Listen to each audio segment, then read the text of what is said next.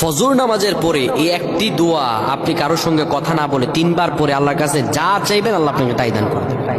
ফজর নামাজের পরে এই একটি দোয়া 3 বার পরে আল্লাহ তাআলার কাছে যা চাইবেন আল্লাহ আপনাকে তাই দান করে দেবে। অভাবগ্রস্ত আছেন, ঋণগ্রস্ত আছেন, চারপাশে শুধু বিপদ, বিদেশে যেতে পারছেন না বা কোথাও গিয়ে আপনার কোনো চাকরি বাকরি হচ্ছে না, একের পর এক ঋণগ্রস্ত হয়ে যাচ্ছেন, কঠিন অবস্থায় আপনাকে একদম আষ্টে পৃষ্ঠে ধরেছে, আজ থেকে আমলটি করুন, ইনশাআল্লাহ আপনি আগামীকাল সকালে ফলাফল পেয়ে যাবেন ইনশাআল্লাহ।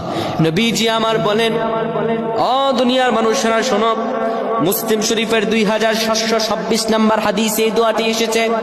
নবীজি বলেন, কোন ব্যক্তি যদি ফজর নামাজের পরে কারো সঙ্গে কথা না বলে এই দোয়াটি 3 বার পরে, সুবহানাল্লাহি ওয়া বিহামদিহি আদাদা খালকি রিদা নাফসিহি ওয়া জিনাতা আরশিহি ওয়া মিদাদা কালিমাতি, এই দোয়াটি 3 বার পরে আল্লাহ রাব্বুল আলামিন তাকে সব মনের সব দোয়াগুলো কবুল করে দিবেন। সুবহানাল্লাহ। আমাদের আল্লাহ তাআলা বেশি বেশি আমল করার তৌফিক দান করুক। আমরা পড়ছি আল্লাহুম্মা আমিন।